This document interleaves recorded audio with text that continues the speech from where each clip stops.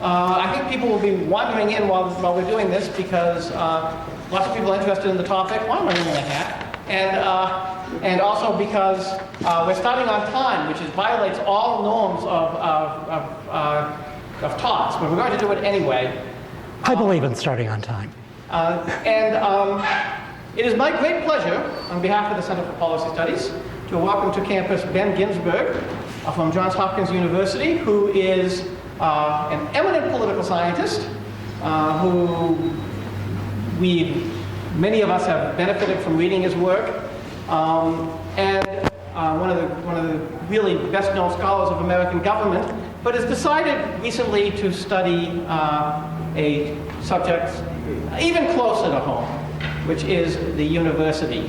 Ben, as many of you know, has spent 20 years at Johns Hopkins University as a professor of government, and has held various administrative posts, including as a real administrative entrepreneur, building quite an enterprise over there on Massachusetts Avenue in Washington, D.C., with the Center for the Study of American Government and various other related organizations. And he went to Hopkins after spending 20 years at Cornell. So he has spent some time in universities watching, looking, and has concluded that there are some problems that need addressing in the governance of universities. His book on this is getting a lot of attention. It is called The Fall of the Faculty, the Rise of the All-Administrative University and Why It Matters. It has run a bit of a chord with a lot of people in university faculties. And he has kindly agreed to come here today and talk about that, which means you want to hear him, you don't want to hear me. So on that note, I will shut up and turn it over to Professor Ginsberg. Thank you, Joe. Well, I'll steal his applause. I'm delighted to be here, and I'm happy to see so many colleagues, and possibly their deans, deanlings, et cetera, here too. I do not pretend to be an expert on higher education. I normally write on American politics, elections, bureaucracy, other topics in the American government realm. But after 40 years in the university, I came to some conclusions that I thought colleagues might want to share. My Hopkins colleague, Bob Cargan, is here, and he and I have talked about these things over the years. In fact, Bob and some others claim that they should share in the royalties because all I did was summarize our conversations. Maybe that's true, I don't know. But the actual moment when I decided to write this book was something that I remember as the popcorn incident on the Hopkins campus. I was walking across campus with a friend of ours, Matt Crenson, who then was chair of the political science department, and we encountered an overwhelming odor of popcorn. And since we were gluttonous, we followed our noses, and we found in a building at Hopkins known as the Glass Pavilion, which is a big glass cube, huge quantities of popcorn being made. So we barged in and tried to get some popcorn. They wouldn't give us any. And they said the popcorn was for a yield reception. Now, everyone knows what this is. When students have been admitted and and we're trying to encourage them to accept, we invite them to campus. They come with their parents, and at least in our admin speak, that's called a yield reception. So we looked around and noticed that there were many panels planned for this yield reception. There was a panel led by dining services, a panel led by various functionaries advertising clubs and activities. Of course, the lacrosse coach had a panel. We couldn't do it without him. But there wasn't a single faculty panel. We were the university without a faculty.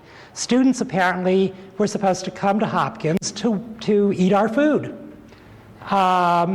So we wandered around and discovered, the economics department didn't know about this, our department didn't know. We barged into the dean's office and waylaid the dean, who was a biologist, and he didn't know anything about it either. The staff had planned a yield reception focusing on the things they thought were important, dining services and whatnot. So that's when I realized that the university had, sort of gone off a cliff.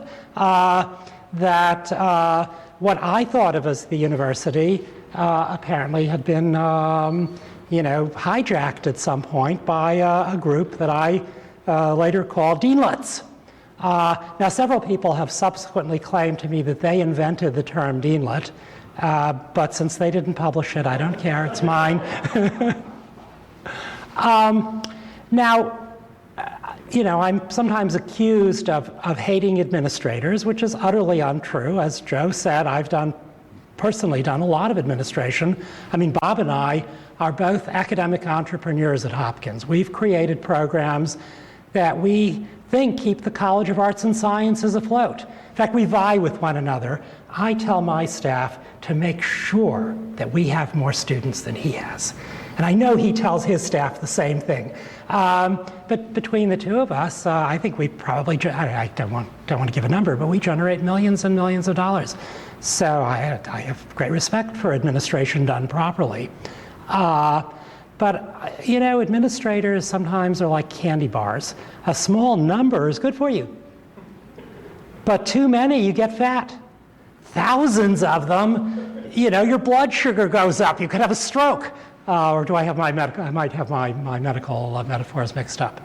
And that's what's happened to universities in recent decades. The published data are astonishing. Over the past 30 years or so, the number of students attending America's colleges has increased 50%. The number of professors increased 50%. The number of senior administrators has increased 85%, and the number of administrative staffers has increased 240%. This has given rise to what I call in the book the all-administrative university, universities that are run, and perhaps Case is not one of those, I can't say, universities that are run by and sometimes for the benefit of their staffs and administrations rather than faculty and students. Now, just to back up a step, there's this mythology that professors are sort of impractical people. We are thought not to be able to balance our checkbooks or do anything serious in the real world. But that's far from the truth. Most of America's great universities were created by professors. I was at Cornell for 20 years. Cornell was created by A.D. White, who was an English professor of all things. My current university, Hopkins, was created by Daniel Gilman, who was a geography professor. Now, I have often felt that he probably wasn't a very good geographer. He wouldn't have put us in Baltimore, but that's my matter of personal preference. Charles Eliot, the creator of the modern-day Harvard, was a chemistry professor. And, William Rainey Harper, who created the University of Chicago, was a scholar of very impractical things, Greek, Latin, and Hebrew. Yet these, and Harper said, if you can master Greek, Latin, and Hebrew, you can do anything. And I think he was probably right. Not only were today's universities created by professors, but until recent years, they were controlled by their faculties. Now, looking around the room, I see that many of you are my age or around the, some a little older, but so you may remember this era. Yep. But when I came to Cornell as an assistant professor in 1972, we had a dean who was a very eminent economist, Frederick Kahn. I remember I disliked him a bit because my first year, I had a very good offer from the University of Washington, and I very proudly presented it to him, and he looked at it. He said, "You're not worth that much." So, damn economists. But we had a dean, and we had one associate dean, And the dean was full-time, but fully expected to return to the faculty at the end of his term, as he did. The associate dean was part-time and expected to return to the faculty full-time. And all other administrative tasks, including many of these things that are now done by deans of students, all other administrative tasks were undertaken by members of the faculty. Now, I leave aside those that required particular technical proficiencies. Obviously, the university treasurer was not a faculty member. Do we have, see, I'm trying to be nice. You know, let's see, we didn't have IT then, but the person in charge of the typewriters, you know, knew something about typewriters, hopefully. But most of the tasks that today have been turned over to staff and administrators were the responsibility of the faculty. You know, you remember this, when I appeared, the department chair, who was not as nice as Joe, assigned me an administrative task. I was the director of undergraduate studies, and he said, even you can do this. And I did what I guess today is done by a host of staffers in the Dean of Students' office. I got to be pretty good at it. I enjoyed it. I think I gave the students much better advice than they get in the Dean of Students' office. Sometimes they come back and tell me what advice they received. I always say, don't listen to them. In the Dean of Students' office, they're constantly saying to kids, pursue your passion. If I hear that one more time, I'm going to shoot them. Here you have these 18-year-old kids pursue their passion. What do they know? Somebody needs to tell them what that passion should be.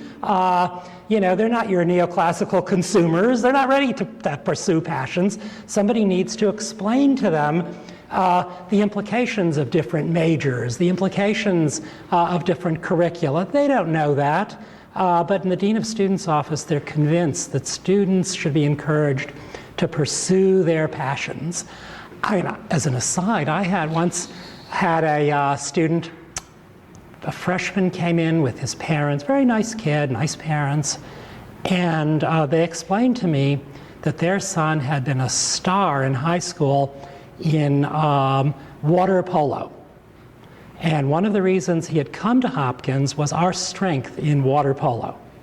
Now, I have to confess, I didn't know we did that. Bob, did you know we did water polo? No, that's the first I heard of it. But apparently we were very good in water polo.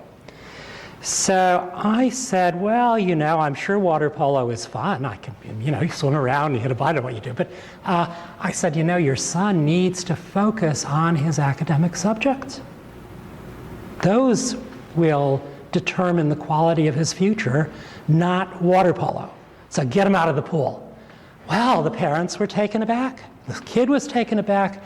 Someone in the Dean of Students' office had said, pursue your passions. His was water polo. Well, fast forward, 3 years later, I meet the same little group, and now they're quite crestfallen because he has been quite a star in our water polo team, but it turned out that water polo was a traveling sport, and many of our rivals were on the West Coast, and he was constantly, I guess he didn't swim there, he flew there to swim, constantly away. His grades were terrible. He had a 2.5 cumulative grade point average. It wasn't going to get him into any graduate school. He had hoped to go to law school. There was no chance that would happen. And, I listened to their sad story. I mean, I bit my tongue. I wanted to say, this is what you get for pursuing your damn passions, but I resolve always to tell that story to parents and kids. I mean, the faculty, in my view, gives much more substantial advice than the deanlets of students give. But anyway, in the traditional university, most administrative tasks, those that didn't require specialized knowledge, were undertaken by the faculty on a part-time basis. It was assumed everyone had to do something. Everyone had an administrative task. You know, when the department chair decided that I had grown up a little bit, he promoted me to director of graduate studies. It was very exciting. But that was my chore. Everyone had a chore. And we, I think, acquitted ourselves pretty well, right? And we did a good job on those things. Now, in recent years, we have been pretty much put out of the administrative business. Now, to some extent, we're happy to be left alone to pursue our passions. Sure, we're as lazy as anyone else. But nobody asked us. Nobody said, all right, would you like to give up these jobs? Gradually, and very gradually, there was a process through, in which more and more staff and administrators joined our ranks, and the faculty gradually stopped being asked to undertake not only minor administrative chores, but major ones as well. We were put out of the administrative business until there was a dramatic shift in power at most universities. If you give up the little things, you lose the big things too. And at most schools today, decisions are made by administrators, often without any faculty consultation. At Hopkins, one day we read in the campus newspaper, I never remember what it's called, the Gazette or the Chronicle, they all have one of those names. I call them Pravda and Izvestia. We read in the campus newspaper that Hopkins would now have a new business school. And we read that the various departments whose students might be interested in business careers would be gladly encouraging their students to attend this school. Well, this new business school wasn't accredited. Nobody had ever asked anyone. The economics department had never heard of it. It was decided by the president, the provost, that this would be a good thing to do. Or at Florida State, the faculty read one day that their university was going to launch the first school of chiropractic medicine associated with a major university in the country. Now, the faculty objected, particularly the medical school faculty, which couldn't resist pointing out that this was quackery, and that Florida State would now be the first school of quackery in the country. But this didn't trouble the president and provost. They moved forward. But unfortunately, the legislature cut off their funding, so we're still waiting for these new chiropractors to be produced. Well, the examples we could multiply. I know some of the case examples, so I won't tell you. You know them better than I do. Why has this taken place? I mean, why has there been a growth of administration, a shift in power? Some people say that, it's the result of external mandates. That the federal government now demands so many things from universities in terms of diversity, other realms, that our growth in administration has been a response to external mandates. But, most studies suggest that external mandates account for only a tiny percentage of these administrators. Very few administrators and staffers, for example, work on reports to the federal government. And I discovered, at Hopkins at least, and people to whom I've spoken at other schools tell me the same thing, that very often external mandates are internally generated. In other words, you have administrators from the school seeking an external mandate that they can use to club the faculty. I encountered this in a very trivial way one day. In the Washington programs that I direct, I established a calendar that was appropriate for the students we have, who are mainly part-time students. They work during the day, so the calendar and also course times had to be tailored to their needs. Well, for some reason, and I've never quite found out why, some of our administrators didn't like my calendar or my course times and told me I should change them. I said no. And then an administrator whom Bob and I both know, Catherine, came in and said to me that the District of Columbia Licensure Board had mandated a change in my course schedules. Now, she showed me a letter. Now, I happen to know something about this board, and it's how can I put this charitably? It's a very lackadaisical board. I thought, why in the world would they have taken an interest in my course times? Well, it turned out that they were approached by our administrators and asked to write this letter, which then could be handed to me. So, you know, as I've told that story around the country, people at a variety of schools have given me similar examples. You know, very often the external mandates are internally generated. Some people say that, in fact, I had a long letter from a well-known political science professor whose husband is an administrator, and she wrote to me that, well, one of the problems is that faculty are constantly seeking administrative positions for their spouses. That explains the growth of administration. Well, again, very tiny. And you know, nowadays, faculty are seeking other faculty positions for their spouses rather than administrative positions. I would say the true explanation for administrative growth is a little different. One is that at some schools, an ambitious president or provost will endeavor to expand his or her administrative army in order to circumvent the faculty and take charge of the university. And this happens over and over again. You've seen it, we've seen it. Every school in the country sees it at one time or another. You have a president who wants to take charge. And one way that they take charge is by expanding the troops under their control.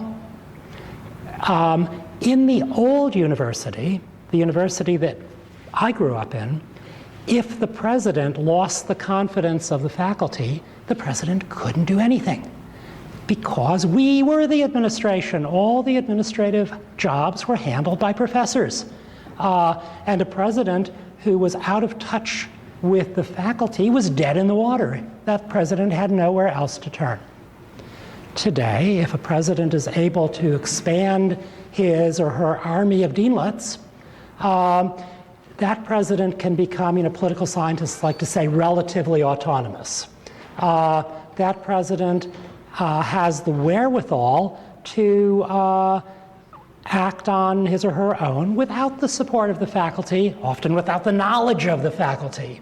So one major source of administrative growth is presidential imperialism. You know, just as it is in the national government sometimes. Not every president is like that, but all you need is one. Okay? All you need is one, and the ranks increase. A second source of administrative growth is, you know, is this Parkinson's law? Bureaucracies grow themselves. And, you know, this is something we see all the time. I have seen so many groups of administrators and staffers create work that didn't need to be done, but then creates the basis for hiring more administrators and staffers. You know, we had at Hopkins one day, it was announced that we now had a committee on traditions. And this committee on traditions, consisting of several deanlets and staff whom they hired, was going to look into university traditions to see if there were any traditions that could be revived that we might have forgotten. And failing that, it was going to invent new traditions. Now, we were sort of taken aback by this, but a Google search revealed that we didn't even think of this on our own. 20 other schools had already created such committees on traditions. This is known in the administrative world as best practices. So the Committee on Traditions met all year long, and it came up with a tradition. It invented a new tradition for us, and that tradition was high table.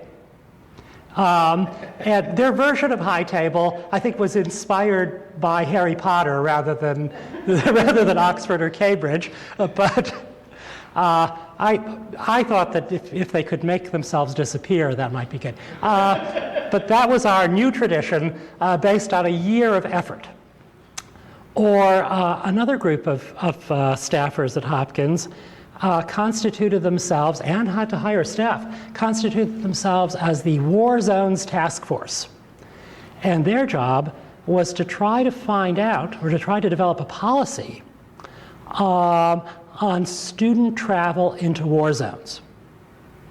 Now, at the end of a year of meetings, they announced a policy, and that was that students should be advised not to travel into war zones, unless they lived in war zones. Now, I think we could have, come up with that without a year of meetings, but I don't know. So these make-work activities seem, silly, they're funny, we chuckle about them, but these become the basis for the growth of administration and staff. These activities justify the need for more managers. Reports are issued, staff is brought in. I hate to pick on Hopkins, but these examples, my Hopkins examples come to mind instantly. We had a summer session, and Bob will probably remember this. So I can't tell my stories right with Bob sitting here. He's keeping me honest. We had a summer session, you probably have this too, where high school students come for the summer, pre-college they call them, come for the summer and they live in the dormitory, take a couple of classes, and they have a good time, their parents pay tuition, it's fine. So we had a very successful one. We would draw 400 pre-college students every summer, and this was run by one staff person who would hire undergraduates to work with her during the busy season. So very cheap. Unfortunately, she passed away, and this activity was given over to an assistant dean, a deanlet. And this assistant dean held meetings for months, went around and met with everyone who would meet with him. I met with him one time. We met for an hour, and I think I told him the same thing everyone else told him, which was print brochures, go around to secondary schools, meet the guidance counselors, recruit students. It's not rocket science. Well, he told me these were good ideas, but he couldn't personally do these things. He was going to hire staff to do these things. So after a few months of recruitment, he had 4 or 5 staffers who now took the place of this one poor woman. But these 4 or 5 staffers apparently didn't want to do any of these things either. They had lots of meetings too. And the end result was we now had 5 people working on the summer session, but only had 20 students. Whereas we used to have 400 students and 1 person. So I complained to the dean. And the dean, shook his head and said, well, sometimes things like this happen, and you have to be patient. It turned out everyone was satisfied except me, because all the people in the administration, now had more direct reports. So everyone had aggrandized their position. There were more staffers around. Everyone was happy, even though a fairly substantial income stream was lost. Other factors that are important in the growth of administration, one is professional fundraising.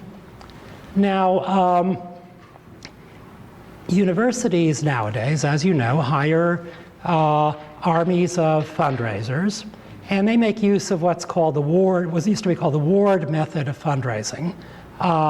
Ward was a Chicago fundraiser in the early 20th century who preached that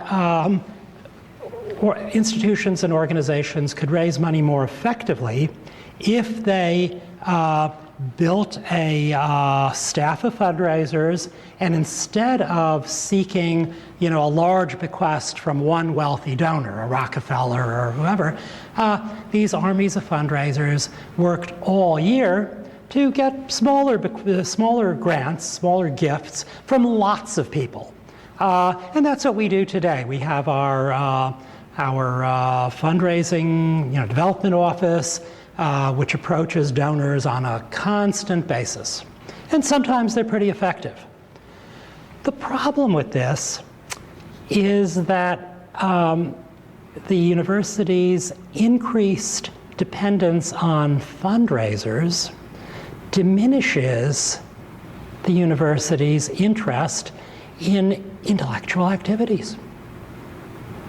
When I came to Hopkins in '72, the school was going broke. If I had known that, I never would have left Cornell. But anyway, the school was in desperate financial shape, and the president called me in and said, I want to do more in Washington. I said, what do you want to do? He said, I don't know. I was happy to try and do more, and then Bob and others. And because the university was impecunious, it looked to the creation of academic programs. Its lack of funding became a reason to become intellectually more exciting and interesting. Actually, Adam Smith made this point. Then our fundraising efforts began to take hold. And as successive presidents and provosts saw money coming in from their fundraisers, they became less interested in people like me or people like Bob who were entrepreneurial. Our entrepreneurial ideas were greeted with yawns. Well, it might be interesting. Well, they didn't need that. They didn't need the money that way anymore. And in fact, I was naive. I discovered to my dismay that administrators preferred the money that came in from fundraising to the money that Bob and I and others generated. And the reason was simple. If they're dependent on the money that I generate, then they're dependent on the faculty. If, on the other hand, they can raise money via the development office, those people all work for them and have no power whatsoever. So that's much to be preferred. Another factor that I think is important in the growth of administration is the turn to corporate headhunters for the recruitment of, first presidents, now provosts, deans, in some schools, department heads are recruited by professional headhunters. My experience, the headhunters vary. I've met a number over the years. They vary in quality. But on the whole, they don't know the academic world as well as we do. They don't know the candidates as well as we do. Very often, when a school has a new president or a new provost who is a disaster, people say, where did you get this person? Well, professional corporate headhunters who don't vet the candidates appropriately, don't know what to ask, don't know what to look for, don't know how to read a CV. We know. Okay, we can call our friends at other schools where that person has been and get the lowdown. Collectively, we can tell you exactly what that person will be like. We had a president once, maybe even now, I don't know, who many people thought was a megalomaniac. And I remember one of the editors at the Chronicle of Higher Ed said to me, why did you people hire that guy? Everyone knew he was a megalomaniac. And I said, we people didn't hire that guy. That guy was hired by corporate headhunters who presented him to the trustees. The faculty wasn't consulted. And this has been another factor contributing to the downfall of the university, of the faculty and the university. Well, let's see, I've probably taken up more time than I'm supposed to. These developments are damaging to the university, damaging to higher education, damaging to students in many, many ways. Generally speaking, what has happened is a shift of ends and means. When the faculty is in charge, to us, the end of higher education, the goal, the purpose, teaching and research, that's what we're for. The means is the institution. When administrators take charge, there's a reversal. To them, the end is the institution. The means of drawing customers to that institution is teaching and research. What to us is the end, to them becomes the means. And that, in my view, undermines the university. It creates, in many instances, what I would call the consumer-friendly, happy university. I had a graduate student some years ago whose first job was at a very good public university in Virginia. And his first year, he gave the students really tough grades, gave a lot of C's, some D's, some F's. And the dean called him in, and he said, "Young man, our you is a happy you." Whenever I drive past their campus, oh, there's the happy you. Well, to the dean, this student was interfering with customer relations. He was diminishing the likelihood that these customers would return to that campus. They might go elsewhere. To the dean, who was not an academic, to that dean, the purpose of the class that my student was teaching was to attract customers to the university. Not to teach, but to attract customers to the university. So happy you was being hurt. Also, generally, I would say that, as I said at the outset, I'm not an expert in higher education, but I do know something about bureaucracies. That's a topic that I've studied most of my life. And most students of bureaucracy will tell you that in an organization whose employees are well-educated professionals, the organization works most effectively and efficiently if those professionals are given a maximum of discretion. Organizations that are hierarchical, rigid, they go the way of the old General Motors, which paid no attention to its engineers. It was run by people who, could get into a car and drive it, but didn't know much about cars. A story that many of us learned in graduate school from Jim Wilson is the story of why the German army defeated the French army so easily in 1940. Contrary to what we think about the Germans, in the German army, junior officers, non-commissioned officers were taught to exercise discretion. They were expected to exercise discretion. So when the German tanks arrived at the Meuse, there had been some glitch in the plan. The combat engineers hadn't shown up to build pontoon bridges for the tanks to cross. So what happened? The junior officers, led by one Lieutenant Colonel Rommel, hopped off their tanks and waded across and engaged the French. The French, on the other hand, had a different kind of army.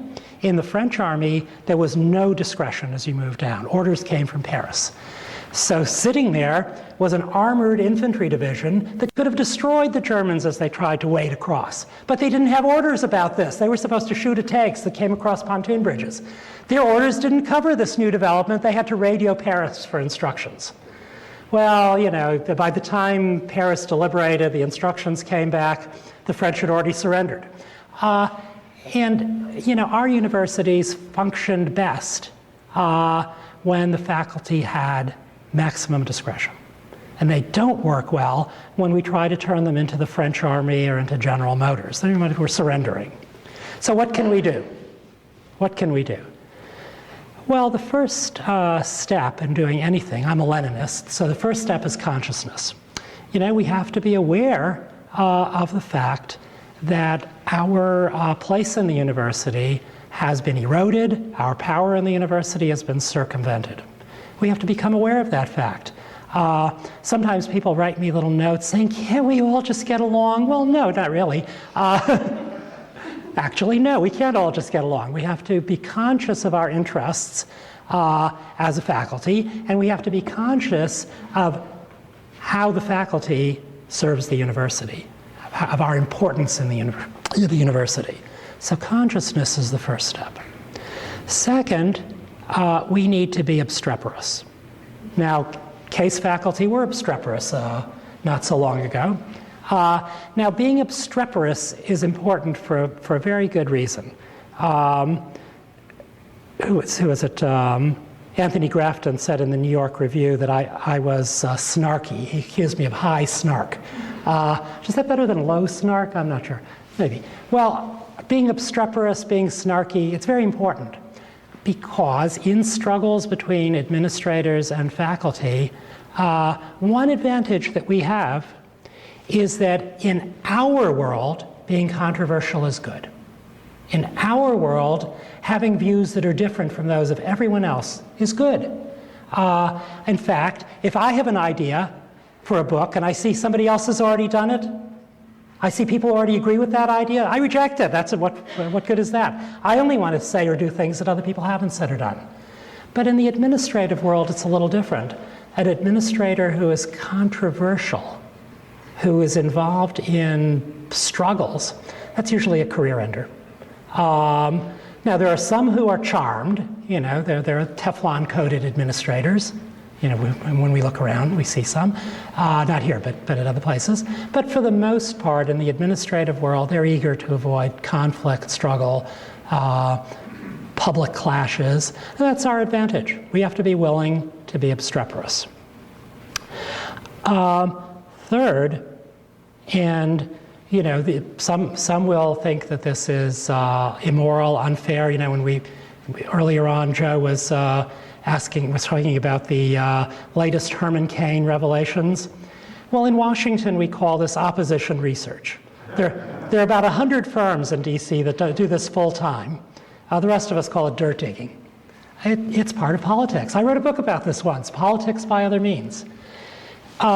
If it comes down to it, faculty have to be willing to engage in opposition research. And opposition research is very effective precisely because the corporate headhunters who vet administrative appointments often don't know what they're doing, and often will allow the most egregious false claims on resumes to creep in. You know, some of you may know this. A few weeks ago, the senior vice president at Texas A&M had to resign. Or no, he didn't resign. He needed to spend more time with his family. Why did he suddenly discover that he needed to spend more time with his family? Well, it seemed that he had gotten into conflict with the faculty, which investigated his resume. And the first thing they discovered was that he had claimed on his resume to have been a senior naval officer, indeed a Navy SEAL. Pretty hot stuff. Well, they checked with the Navy. Navy said it never heard of him. He said, well, my missions were so secret that they had to deny. So the faculty said, okay. So now they knew that they needed to look only a little further. And his claim of having a PhD from Tufts was investigated. Turned out he had once attended a seminar there, but had no PhD. Now, how could this happen? So that he needed to then spend more time with his family. How could this happen?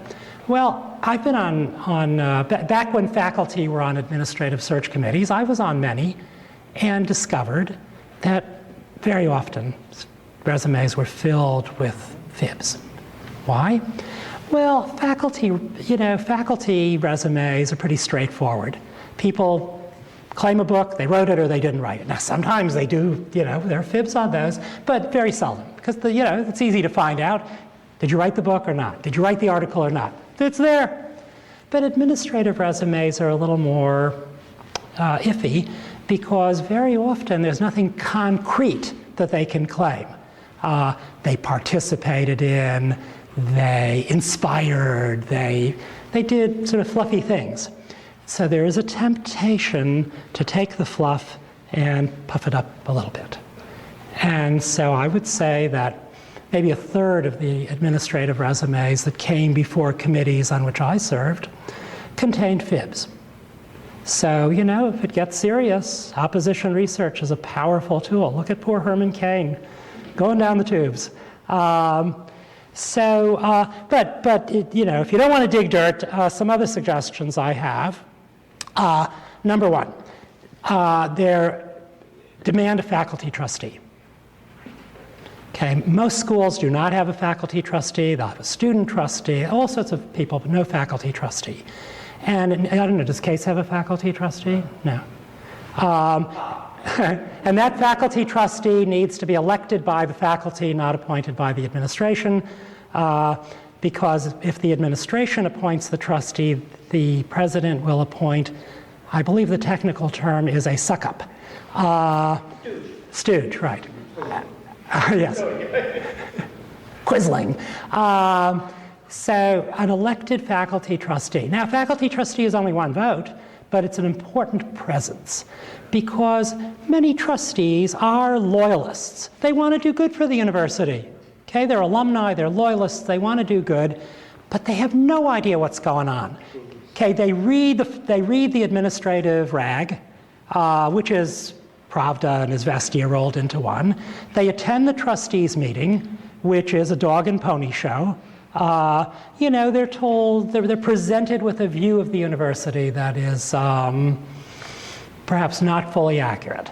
And it's important to have a faculty member there to present an alternative perspective. If there is a faculty senate, a faculty council, some faculty body, that body needs to create its own House Un-American Activities Committee. In other words, it needs to create an investigative panel. We are constantly being investigated. It's important to have a permanent institution, a permanent entity that looks into, from the faculty's perspective, examines university finances, examines administrative decisions, asks for documents. If the documents are not forthcoming, that's a news story. That's called stonewalling, right? And is a crime in and of itself in DC anyway. Now, you know, all this takes time, but it's essential. And one last point I want to make is that, you know, even though, you know, our advantage is that controversy is good for us, bad for them. Our disadvantage is that we're individualistic and they are a bureaucracy. Bureaucracies are insidious. Bureaucracies proceed, they're very patient. They proceed in tiny, tiny steps. Each step seems very plausible. Why would anyone object to it? But they accumulate. So my you know, general advice is oppose everything. If you can't see a good reason for it, if you can't see a positive affirmative reason for it, oppose it, because ultimately it will lead to no good. So let me stop there and take questions. Oh, by the way, I want to thank you. I want to share with you. I should have given you this for the board. I gave a talk at Purdue the other day, and the AAUP chapter there told me that their president had asserted that there had been no administrative growth whatsoever at Purdue. Well, you know, Purdue, it's an engineering school. Engineers, you tell them a number, they go for it. So here is a chart. I don't know if you can see it, but this is a chart that the Purdue faculty produced. It's a public institution. The numbers are public record. This green line is graduate assistants. The black line is faculty over a 10-year period. The red line, administrators. So faculty growth, there was faculty growth over the last 10 years, 12%. Graduate student decline of 26%. Administrators increase of 58%. And I don't know if you can see this, but these shadowed bars, that's tuition. And curiously, they track nicely. And one of the damaging results of administrative growth has in fact been the cost. You know, something like, and if you take, I'm going to charge them indirect costs too. If you take all costs, it's about a quarter of the expenditure of the university, I believe, can be attributed to the cost of administration. So if you want to cut costs, I often say at lunch, every third one, randomly. Okay. We've got lots of questions. You don't want to hear from me for sure. It's going to be Ken, and then David, and then John, and I'm going to ask Nandini to move this around because we're going to try to record the questions. This never works. This is a quickie. The phenomenon you're referring to, the growth of administrators, the takeover of the institution, has happened in many fields in America. Yes. In healthcare, in Absolutely. hospitals, in other sorts of institutions, probably in the corporate world as well. So what is it common?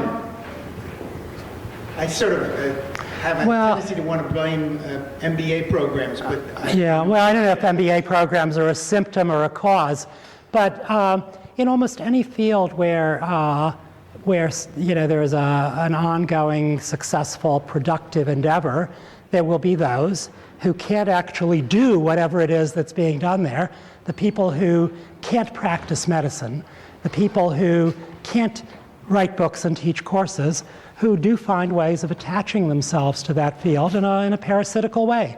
And that's happened in a number of areas.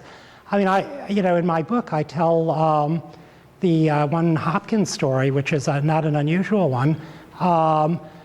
We created the position of vice provost for undergraduate education. And that individual has become a very powerful figure, large staff, many direct reports. But of the 3 vice provosts for undergraduate education that we've had, not a single one has ever taught an undergraduate prior to being elevated to this position.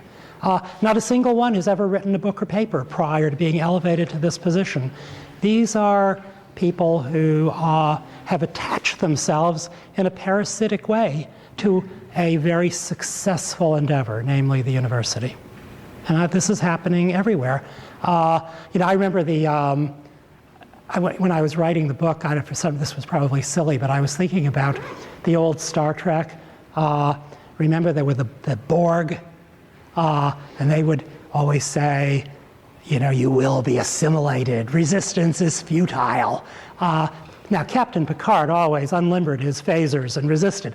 But, the Borg have taken over a number of fields. Healthcare is a prime example.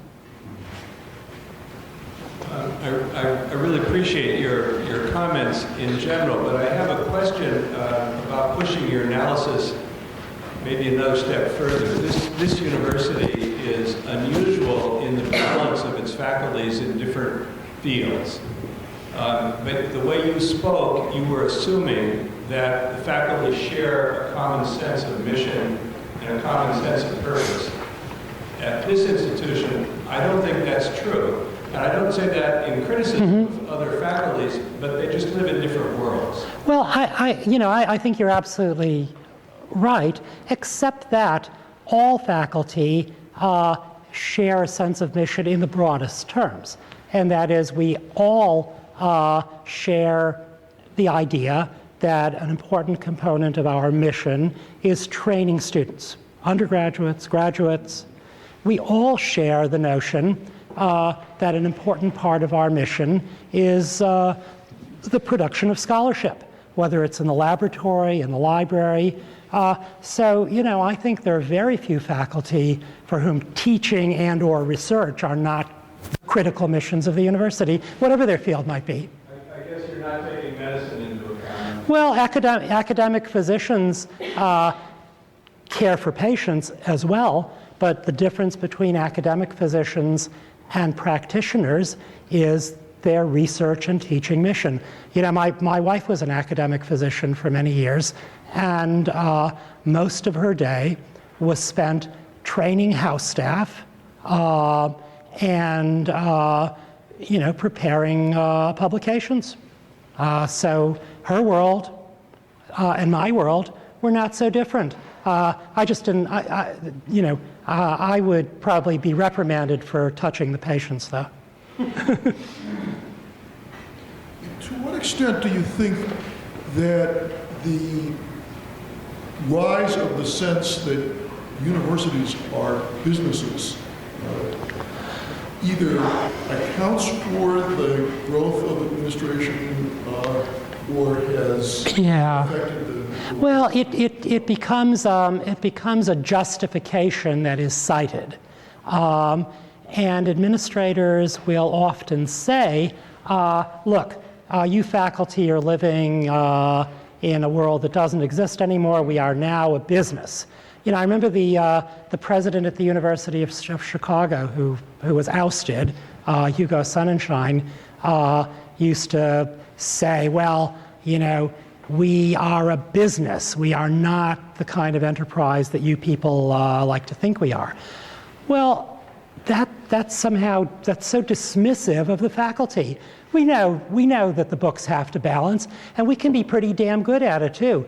You know, sometimes I'm shocked by what our business people do. Bob knows the story, but one day in a program that I direct, we had 60 students more for the introductory course than we had projected. So in order to accommodate those 60 students, I needed to hire 3 more graduate teaching assistants. Now, each student paid $3,000 in tuition for the course. So let's see, that's 3 times 6, that's $180,000. 3 graduate assistants at $4,000 each, let's see, that's $12,000. So the net result of my plan to hire 3 more graduate teaching assistants would have been a profit that even I could calculate of $160-some thousand. So thinking that this was obvious, I went to the assistant dean for finance, who looked at me and said, well, that $12,000 is not in the budget. I said, well, I understand it's not in the budget, but just give me the $12,000 and I'll give you back $180,000. He was unimpressed. He said, that's a different page. What kind of damn business is that? You know, I don't have an MBA, thank God. But I could subtract 12 from 180 and see that we were ahead of the game. So I think very often when administrators say, we are now a business, that's just an effort to dismiss the faculty as being unaware of proper business methods, when in fact, most of what needs to be done is not high finance. Most of what needs to be done can very well be done by the faculty. You know, we, again, can be, not all of us, you know, we have a division of labor, but many of us can be entrepreneurial, many of us can balance the books, and many of us have really good ideas. And, you know, when you talk about business, you know, Bob had a great idea for a new program one day. And his idea was a program in urbanistics, which was a mix of economics, politics, city planning. It's a wonderful idea. So we present this idea to one of our, I don't know if she's a deanlet or a deanling, somebody had to approve this, someone who was always saying we need to think outside the box. So we present the idea, and what response do we get? Well, have you done market research? I said, look, if it's outside the box, market research will prove that nobody's ever heard of it. So if you're going to be innovative, entrepreneurial, sometimes you fly by the seat of the pants on your instinct because what you learned in business school is not going to cover this. Well, she was very dubious about this. It was annoying. So, you know, very often when administrators talk about business, it's not that we can't do that. We understand business. We know the books have to balance. We're not nuts.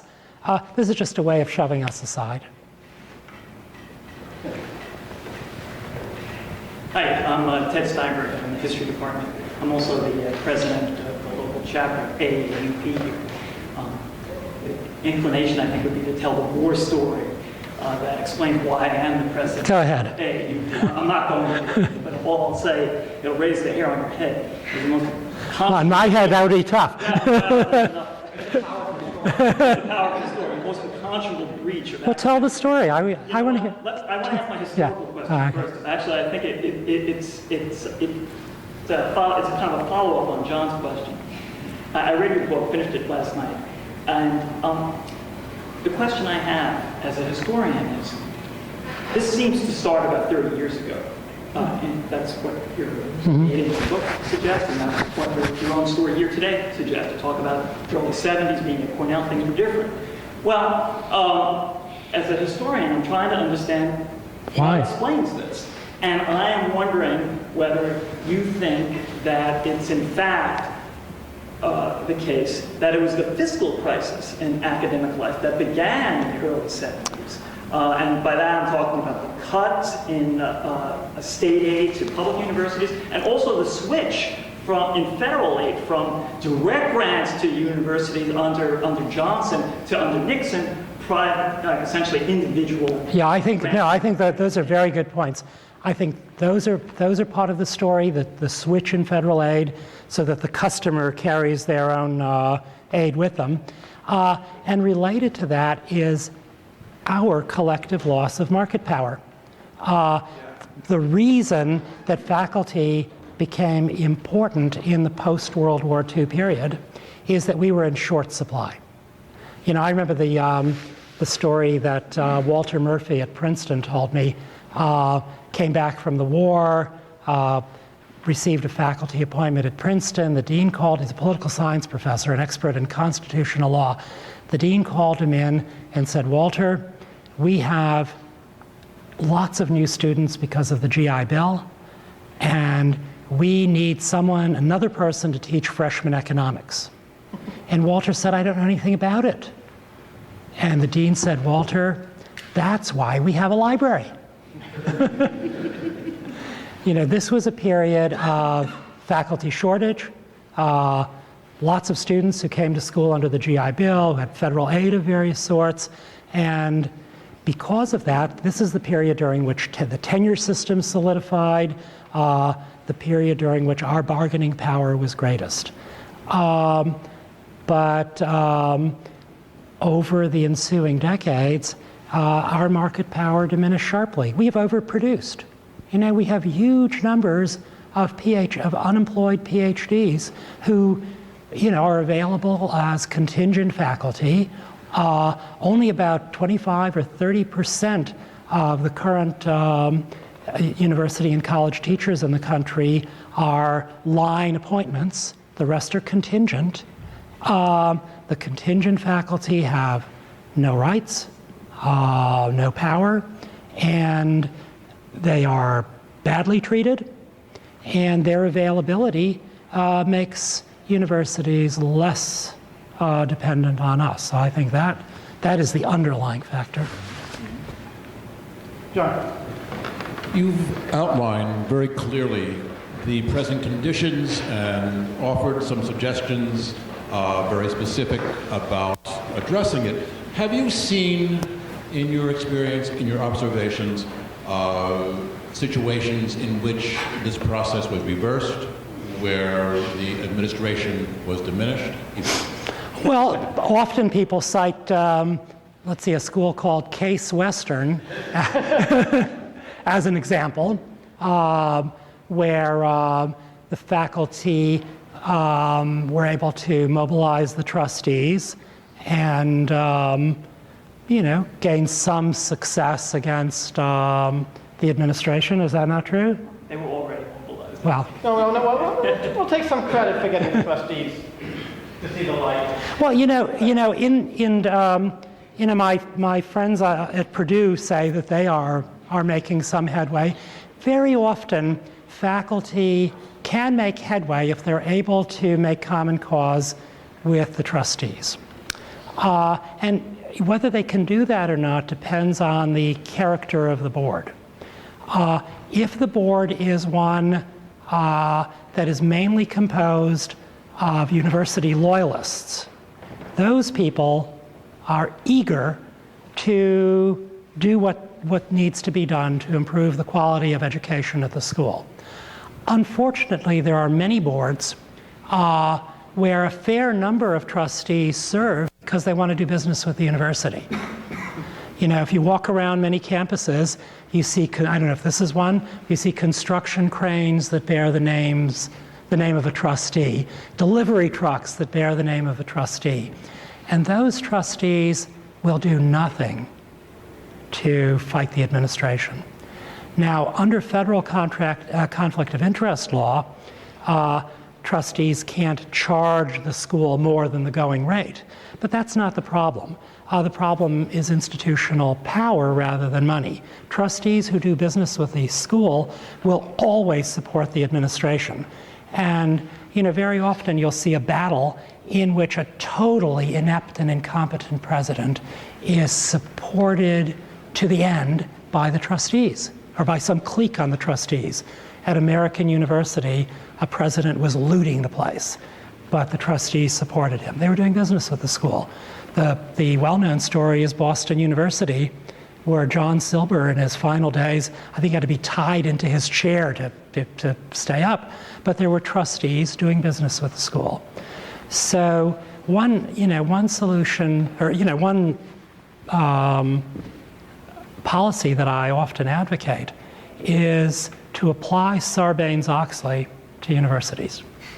Sarbanes-Oxley, the 2002 Act, applies only to private sector corporations and a little bit to public sector entities. But Sarbanes-Oxley includes very, very strict conflict of interest rules. And those rules, if applied to the university, could change the character of the board. It would create boards that took responsibility for their actions. Boards that could not do business with the school. And at some schools, it would make a huge difference. Ken Ledford is next, I believe, but who else wants to get in after Ken? Anybody? This is a question that's really directed toward the executive search firms, the headhunter firms, which we've experienced really just in the last decade, and you're absolutely correct. They've metastasized downward from presidential searches to provost searches to dean searches. Clearly, those firms have a market-making retention interest in invoking confidentiality, which is then used by the Board of Trustees or the provost or whoever's retained the firm to exclude the faculty, usually reduced to a token and hand-selected single member. Right. Or in the case of our last presidential search, no faculty members. Yeah, that's become the norm. But they make the most stunning, bald-faced lie assertions. In a public meeting here, I dealt with one who made the bald-faced claim that you can't get good people to apply for presidential or provostial positions if they know that at the stage of a finalist, their names will become public. I raised the question of public universities, where under open records and open meeting laws, the minute these are announced, they're published in the... That's right. I'm an undergraduate and law graduate of UNC Chapel Hill. And in this meeting, they frankly said those schools all get second-rate candidates and choose second-rate... Well, how could it be otherwise? What can we do? Because the trustees are business people, and this is the conspiracy that business people have entered into with executive compensation and executive search firms. They bring their known norms to the university, and of course any president or provost will cooperate. Absolutely. How can the faculty push back specifically on the cancer of the headhunter firm? Well, first of all, if there is a faculty trustee, that is a step in the direction of opening these searches. Yeah. Second, whether it's the faculty senate, assembly, or the AAUP chapter, it's important to object vehemently, object vigorously to a closed search. And in the context of vehement faculty objection, many candidates simply won't allow themselves to be nominated, and the trustees are forced to create a more open process. I mean, it's if the faculty connect collectively to bring this about, or to make this demand, the trustees find it difficult to resist because they won't have candidates. Who wants to be president under those circumstances? So that would be my advice. I just want to ask a quick question about sort of the same theme, which is I consider the Dilbertization of the university, which is just so being overwhelmed with all these stupid things that are taken from the business world and the management schools, and the concept of best practices, which of course is never linked to any measurement of cause and effect. Right. Very often the best practice isn't even known to be a good practice. Right, isn't even known. But this seems to be a broad cultural kind of thing that's going on in some world. Well, can you talk a little about this I think, strategic plans, best practices, all that kind of stuff? SWOT analysis. Yeah, once when I was on the Hopkins Press Board, a book was presented to the board in which 3 professors of education studied the impact of TQM on universities. So I raised my hand. I went, what the hell is that? It was total quality management, and their research design was to ask university administrators who allegedly had done this whether it worked for them or not. And you know they all said it did. So I said, you can publish this over my dead body. Well, they waited until I was off the board and published it. But yes, this is a very common thing. And again, I would say that a lot of it has to do with an effort by administrators to define the needed expertise as something that we don't have. So the more that they can spout management jargon, especially if they have MBAs, the more they're able to say, well, you folks don't understand. Why don't you stick to your laboratory or the library? Now, I used to always raise my hand and ask for an explanation of what exactly, could you enlighten me? What is Six Sigma? And, the explanations would always be so bizarre.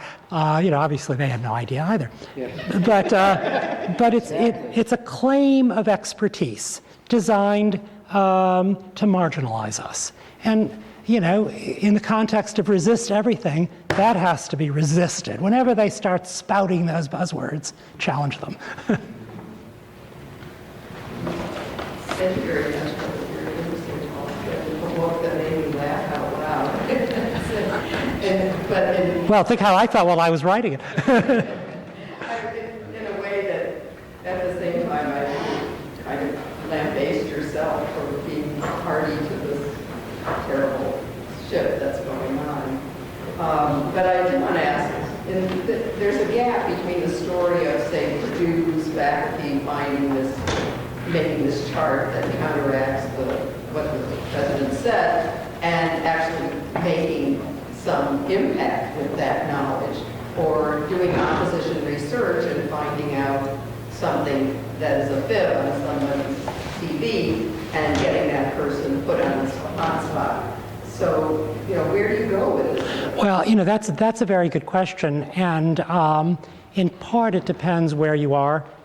If you are faculty at a big state university in a college town, the local media won't cover your activities, okay, because they are captives. I was reminded of this at the University of Illinois a few years ago. There was a terrible, tragic incident where a political science professor was hounded from the department by the administration, and on the basis of completely false charges of racism based on an article he wrote under contract to the government of an African country, an article that the government of the country liked very much. But he was hounded out of his department and killed himself. And the local press simply wouldn't cover the story because they're so dependent on the school. On the other hand, if you're in Cleveland or Baltimore or Washington, the media cheerfully cover conflict. If you demand documents and the administration won't produce them, that's stonewalling. If your opposition research produces some fibs, well, that's news. So if you're in a metropolitan area, you have weapons at your disposal. But unfortunately, my friends at Purdue discovered that the local newspaper wouldn't cover anything that they came up with. That made it harder for them. But someone asked about strategic planning, and those of you who've read the book know my views on strategic planning. This is not only a waste of time, but generally an instrument of co-optation. Every new administrator wants to develop a new strategic plan and puts the faculty to work for a year. It's all busy work. We should never cooperate with this. Because what happens at the end, if you had a strategic plan here, what happened? Do you remember anything about it? Oh, yes. It's cited all the time in all sorts of discussions. And then some people even think that it was a faculty product. It's less cited than incanted. Well, most strategic plans are filed, where they join their predecessors' strategic plans. In my vision, all the strategic plans are playing with one another in a file cabinet and having a wonderful time. I always say, why not use the old strategic plan? It's just as good as the new one, but this is dismissed. Then I discovered that a lot of strategic plans are plagiarized. Plagiarism in planning is very common, and several university presidents have been fired for plagiarizing other people's plans. I say they should be rewarded. Why not? The same plan. They saved a lot of money. But I tell the story in the book. One year we were working on I don't forget which strategic plan it was, our third or our fourth, and at lunch at the faculty club, I amused myself by making fun of the plan. Well, several people there were involved in the planning process, and they got really mad at me. I was attacking their work product. Now, I now ask them, do you remember anything about that plan you worked on? Oh, shut up, of course not. It's all it was a total waste of time, but it's an instrument through which administrators declare themselves to be in charge. It's like the inaugural address. Now, I say there, too, the president could give his predecessors an inaugural address. No one would know the difference. But each new president has to give a new address, an assertion of leadership. We had a dean a few years ago who launched a planning exercise in which we were all supposed to be involved. So for a year, anytime you would come to him with an idea for doing something, he would say, well, that might be a good idea, but we have to wait until our plan is complete to see if it comports with the plan. Well, after a year, the plan was complete, and he announced that he was leaving to become president of a small college. And so his plan was put in the file cabinet with all the old plans. Now, as soon as he arrived at his new job, he announced a new planning process. So I peeked at his new plan. It's churning. Well, it looked a lot like our old plan. Now, I thought, well, all right, we'll leave him to his planning. I didn't want to suggest that he perhaps had plagiarized his old plan, but I said, besides, his old plan had done us no harm. It had gone right into a file cabinet, so probably its new life as his new college's plan would probably be harmless too. He was probably off job hunting during the process. So, the strategic planning, it's not that you couldn't possibly have a valuable plan, but that's not the way we do it. Our plans are a waste of time. I just want to follow up on that just a little, because it is always possible that things like strategic plans are ways to deal with trustees.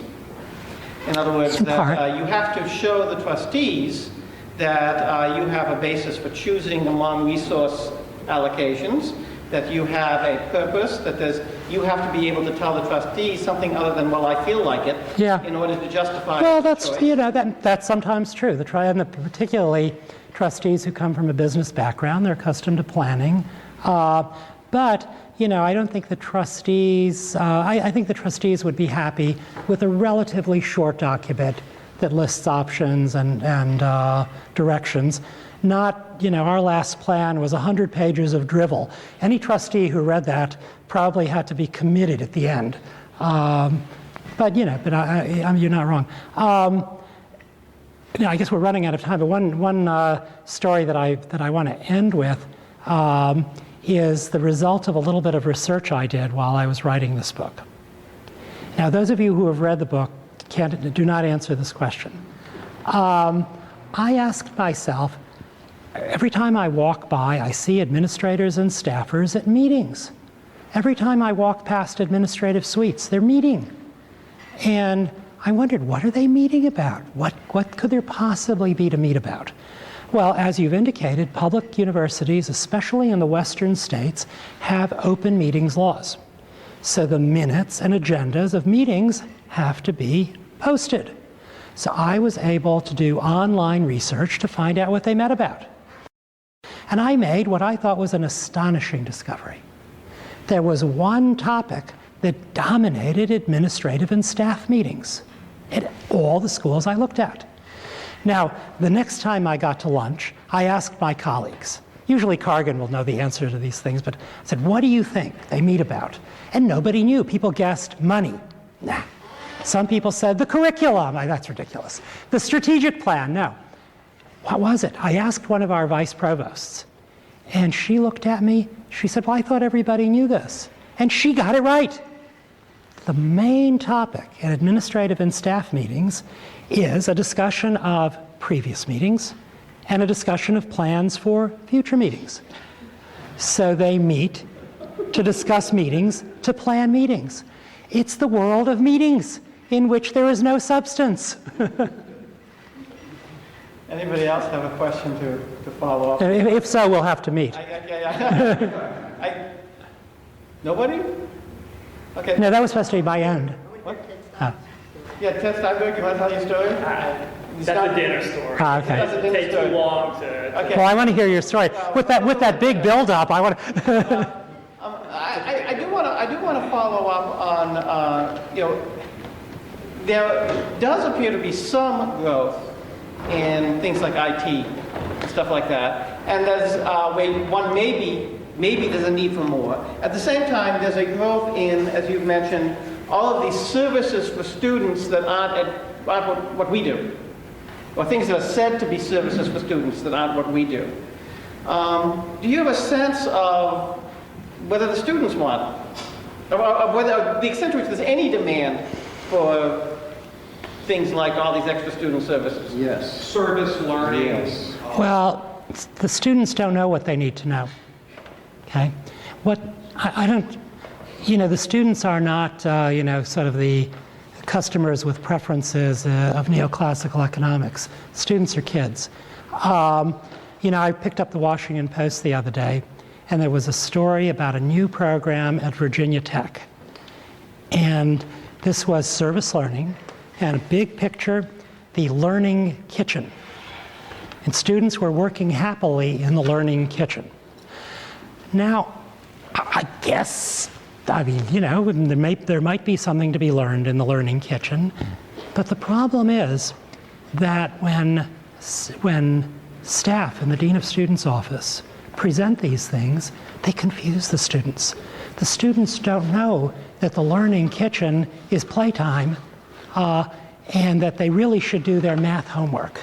The students don't know that all this shadow curriculum that the staffers in the Dean of Students' office have created is just fluff and is not a substitute for learning because it's presented to them as being the equivalent. We had a staffer at Hopkins who wrote a big article in the student newspaper explaining that college students needed to develop life skills as well as academic skills, which of course were unrelated to life. And what were some of these life skills? Well, the one that he felt was most important, the ultimate life skill, was event planning. And he said many students didn't know how to plan an event. Well, la-di-da.